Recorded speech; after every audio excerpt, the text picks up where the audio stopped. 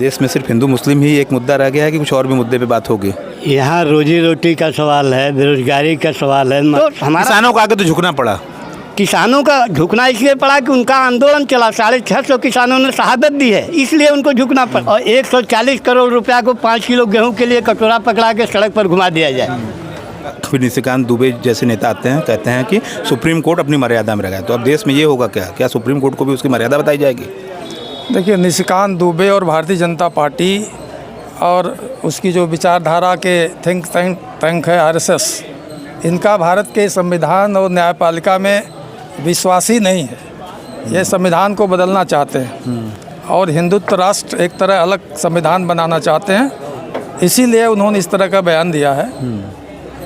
कभी भी संसद लोकतंत्र के खिलाफ नहीं चल सकती है और मोदी सरकार संसद को सत्तावादी तरीके से चलाना चाहता है और इसीलिए वो ये चाहते हैं कि जो भी हम करना चाहें, स्वतंत्र मौलिक अधिकारों का हनन करना चाहें, जो भी करना चाहें, पार्लियामेंट में वो अपने गठबंधन के बहुमत का इस्तेमाल करके उसे पास करते जा रहे हैं। न्यायपालिका अपनी कर्तव्य का पालन कर रही है। जब भी संसद मौलिक अधिकारों का हनन करेगी, कानून बनाएगी, सुप्रीम कोर्ट अपने कर्तव्यों का पालन करते हुए उसके खिलाफ फैसला लेगा और मौलिक संविधान की रक्षा करेगा। वक्फ बोर्ड का जो कानून बना है ये बिल्कुल असंवैधानिक है। धार्मिक स्वतंत्रता के मौलिक अधिकार जो है उसका हनन है, इसलिए सुप्रीम कोर्ट ने जो फैसला लिया है फिलहाल वो सही है। उनका ये भी कहना है राज्यसभा, विधानसभा, लोकसभा सब बंद कर देते हैं, सब मामले अगर सुप्रीम कोर्ट में ही जाएंगे तो हम लोग का क्या काम है देश में, हर चीज़ें सुप्रीम कोर्ट से ही होंगी। तो ये भी कहना है। देखिए, पार्लियामेंट हो, विधानसभा हो, कोई कानून बनाएगा तो संविधान के अंतर्गत ही बनाएगा।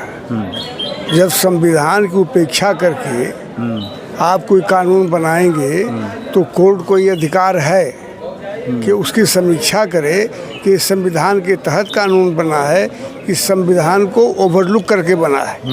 इसलिए जो सुप्रीम कोर्ट ने कहा और किया, वो संविधान का जो ओवरलुक ये लोग कर रहे थे, इसलिए सुप्रीम कोर्ट को उसमें दखल देना पड़ा। और मुख्य बात एक सीधी है कि जनता का कोई काम इस सरकार ने नहीं किया। शुरू में कहा कि काला धन लाएंगे 100 दिन में, 10 साल हो गए, जनता को देने के बाद की बात छोड़ दीजिए, लेकिन सरकार का तो फ़ायदा होता। 11 साल हो रहे हैं, 1 रुपया आया नहीं। 2 करोड़ लोगों को नौकरी हर साल देंगे।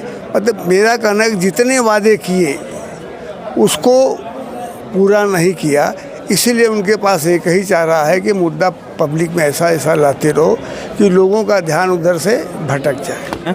ये बताइए, देश में सिर्फ हिंदू मुस्लिम ही एक मुद्दा रह गया है कि कुछ और भी मुद्दे पे बात होगी? यहाँ रोजी रोटी का सवाल है, बेरोजगारी का सवाल है, महंगाई का सवाल है, पुलिस उत्पीड़न का सवाल है, घर गिराए जा रहे हैं, सब मनमाना हो रहा है।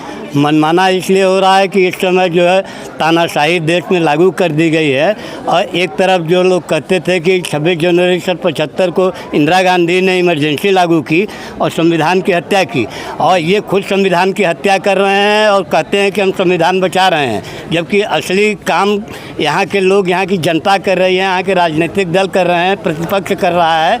और प्रतिपक्ष संविधान की रक्षा के लिए सतत प्रयत्नशील है, संघर्ष कर रहे हैं, हर जगह स्वतःस्फूर्त आंदोलन रहे हैं। यहाँ खाली इनको ध्रुवीकरण करा के, हिंदू मुसलमान करा के और गरीबों को मार के अपने सिर्फ 2 मित्रों को, अडानी और अंबानी को जो है इनको बढ़ाना है आगे।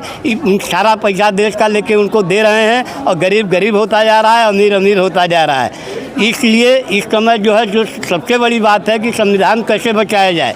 दूसरी तरफ ये है कि हम लोगों के आंदोलन को कहीं निकलने नहीं दिया जा रहा है, जनतांत्रिक संगठनों पर प्रतिबंध लगाए जा रहे हैं, पुलिस का उत्पीड़न हो रहा है और इन लोगों के RSS के कार्यकर्ताओं को तलवार भांजने के लिए आगरा में छोड़ दिया जा रहा है। तो ये सीधा करनी सेना है, तमाम तरह की ये सेनाएँ हैं, 1-2 सेना थोड़े है। ये सेनाएं खाली स्वतःस्फूर्त तरीके से किसी भी मुद्दे को लेकर खड़ी होती हैं और उसके बाद पानी के बुलबुला की तरह से समाप्त हो जाती हैं।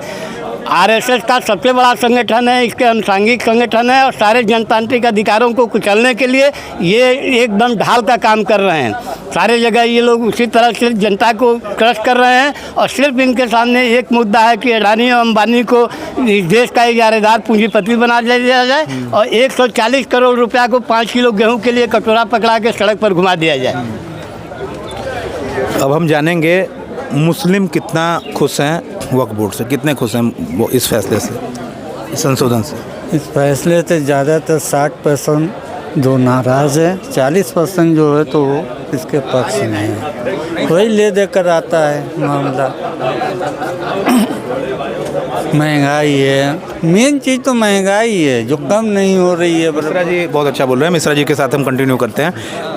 लगातार लोगों को इस जहाँ पढ़ो वहीं हिंदू मुस्लिम संविधान का ये पूरा मजाक सा बन गया है देश में। अब अगर आप कुछ भी देखिए, बेरोजगारी पे कोई बात नहीं होती, मेन स्ट्रीम मीडिया में बेरोजगारी एकदम गायब रहता है। कभी शिक्षा पे बात नहीं हो रही है, किसी चीज़ पे बात नहीं होती। फीस देख रहे हैं मनमाने ढंग से पढ़ रहे हैं और अलग ड्रेस हर साल बदल दिए जा रहा है, हर साल जो है किताब बदल रहा है, सब कुछ बदल रहा है, शिक्षा महंगा होता जा रहा है। क्या कहेंगे इस पे, क्या चल रहा है? आप जैसे आप वृद्ध व्यक्ति हैं, आपने समय को बदलते देखा है। हमने देखा है लगातार 1970 से ठीक से शहर को देख रहे हैं। पत्रकारिता में भी 32 साल रहे तब भी देख रहे हैं। अच्छा, पत्रकारिता उस समय की कैसी थी, अब की कैसी? उस समय की पत्रकारिता जनता के अधिकारों के लिए पत्रकार भी खड़े होते थे और हर सवाल पर लड़ने वाले लोग रहे हैं। आजकल ये जो नौ धनाढ़ पैदा हो गए हैं, सब भाजपाई हो गया है। भाजपाइयों का ये है कि खाली जो है उनका अपना जो है होटल बन रहे हैं, मकान बन रहे हैं और पैसा कहाँ से आ रहा है। आपको शायद सुन के आश्चर्य होगा कि 650 जिलों में भारतीय जनता पार्टी का कार्यालय खुला है।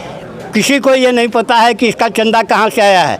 एक एक कार्यालय 100-100 करोड़ रुपए का, 200-200 करोड़ रुपए का यही रोहनिया में बनारस में बना हुआ है, 500 करोड़ से कम का नहीं है।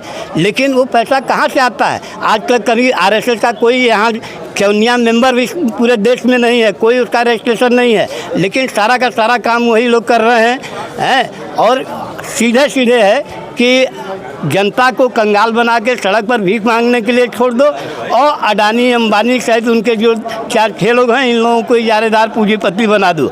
देश का सारा पैसा, चाहे वो LIC हो, BSNL हो, रेलवे हो, सब बेच के पैसा उनको दे रहे हैं और ये पैसा ये लेकर देश के बाहर चले जा रहे हैं। नीरव मोदी हो, विजय माल्या हो, वो चौकसी हैं, मेहुल भाई चौकसी हो, ये सारे लोग देश का पैसा लेकर चल गए। दूसरी तरफ यही सरकार 10,000 करोड़ रुपया जो है इन पूंजीपतियों का माफ़ कर रही है और किसानों को MSP देने में इसकी जो हालत ख़राब हो रही है। तो हमारा किसानों को आगे तो झुकना पड़ा। किसानों का झुकना इसलिए पड़ा कि उनका आंदोलन चला, 650 किसानों ने शहादत दी है, इसलिए उनको झुकना पड़ा। और वो उसको भी मनमाना, किसान ने तो उनसे मांगा नहीं था, वो तो जो मांगे थे इनको मिला नहीं और ये 3 कानून ले आके उस पर रख दिए। अंत तो गत्ता ये है कि हर जगह ये है, वक्फ बोर्ड ने इनसे मांगा था, कभी इनको हस्तक्षेप करने के लिए कहा था? क्यों कानून बनाए? सिर्फ इसलिए कि हिंदू मुसलमान करा के, ध्रुवीकरण करा के इनको अपनी सत्ता में बने रहना है, बस, और कोई कारण नहीं है। और ये खाली पूंजीपतियों की सरकार है। गरीब गरीब होता जा रहा है, अमीर अमीर होता जा रहा है। उनका कहना है कि भारतीय जनता पार्टी कहना है जनता हमें चुन रही है, लगातार हमें ही चुन रही है, हम अच्छा कर रहे हैं तभी तो जनता चुन रही है। जनता इसलिए चुन रही है कि जो जनता है यहाँ, उसको 5 किलो गेहूँ दिखाई पड़ रहा है, उसको पॉलीथीन में जो है शराब की बोतल और मीट मिल रहा है। पूरे गांव के समय आप जाके देख लीजिए, गांव में हर जगह जो है पोलिंग के 3 दिन पहले तक शराब और मटन जो है दिया जाता है। अगर ऐसा हो रहा है तो ऐसे वोटर भी तो जिम्मेदार हैं। तो वोटर जिम्मेदार क्यों नहीं होगा? लेकिन उसमें बहुतायत संख्या ही है जिनको वोट नहीं डालने दिया जा रहा है। आज भी फर्जी वोट भी हो रहा है। ईवीएम फर्जी तरीके से लोगों को मतगणना में जो है हरा रही है। आपको पता होगा पिछली बार चुनाव में 1000 से 2000 के बीच में 50 कैंडिडेट हारे हैं, विपक्ष, सारे विपक्ष के हैं। एक भी बता दीजिए ईडी का या CBI का कोई भाजपा के नेताओं के घर छापा पड़ा हो, कहीं कोई जखीरेबाज के यहाँ छापा पड़ा हो, कोई बड़े पूंजीपति के यहाँ छापा पड़ा हो। छापा जो उनका विरोधी होता है उसके घर छापा पड़ता है और उसके बाद समझौता करके वो भाजपा में चला जाता है, तो नेट क्लीन हो जाता है। ये है उनका सीधा सीधा। दूसरी बात कि सिर्फ यहाँ तानाशाही लागू करना है इनको, और तानाशाही लागू करके देश की जनता में गृहयुद्ध की स्थिति पैदा करना है। जो काम करते हैं, संविधान की हत्या ये कर रहे हैं, मौलिक अधिकारों की हत्या ये कर रहे हैं, शिक्षा पर कोई बजट कम कर दे रहे हैं, सारी चीज़ें कर रहे हैं, लेकिन फ़ायदा किसका हो रहा है? उन लोगों का हो रहा है। 14 के बाद जब से इनका पूंजी यहाँ आया है, हमारे 80 पर कम से कम 2 दर्जन भाजपाइयों के होटल खुले हैं। पैसा कहाँ से आया है इनके पास? सब वही लूटपाट वाला पैसा है। विश्व हिंदू परिषद का कार्यालय खुला है, आरएसएस का कार्यालय खुला है, अनुसांगिक संगठन इनके हैं, सब सारे कार्यालय। पैसा कहाँ से आ रहा है? एक पैसा चंदा नहीं है। आरएसएस के नाम पर ये लोग सब लोग वही राजनीति कर रहे हैं और पैसा वही पूंजीपति इनको दे रहा है, उसी का काम ये कर रहे हैं, सीधा सीधा है। तो पूंजीपतियों के हक में चलने वाली सरकार है। ये अपने आप को मतलब हिटलर की औलाद अपने को सिद्ध करना चाहते हैं और देश को गृह युद्ध की तरफ ले जाना चाहते हैं, सिविल वार की तरफ ले जाना चाहते हैं। क्या उपाय है इसका? आप इसका उपाय है कि ये जनता खड़ी है, जनता धीरे धीरे निकलेगी और ये जनता जो है जाएगी और संसद पर धावा बोलेगी, इनको भगाएगी और उसके बाद फिर जनतांत्रिक गठबंधन का सरकार बनेगा। एक बात बताइए, बाहर पुलिस वाले भी हेलमेट लगा खड़े हुए हैं। कोई दिक्कत नहीं है, बहुत पुलिस वालों को देखा गया है, बुढ़ौती आ गई है पुलिस को देखते देखते, कोई दिक्कत नहीं है।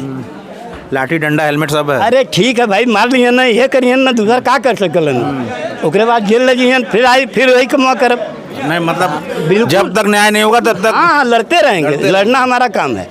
प्रेरणा बनेंगे लोगों के लिए। प्रेरणा यहाँ की जनता बनेगी ना। आज कम लोग जरूर हो सकते हैं, लेकिन तो ये हमारे साथ मिश्रा जी थे, बड़ा ही जुझारू व्यक्ति हैं और ऐसे लोगों का लोकतंत्र में रहना बहुत ज़रूरी है। लोकतंत्र के यही लोग रक्षक हैं, ऐसे लोग रहेंगे। आंदोलन सबसे बड़ी चीज़ होती है लोकतंत्र में, आंदोलन होते रहने चाहिए। सरकार को पता रहना चाहिए, सरकार सिर्फ वोट से डरती है। रिपब्लिक हिंदुस्तान के लिए जितेंद्र यादव, जयनारायण मिश्रा जी के साथ, धन्यवाद।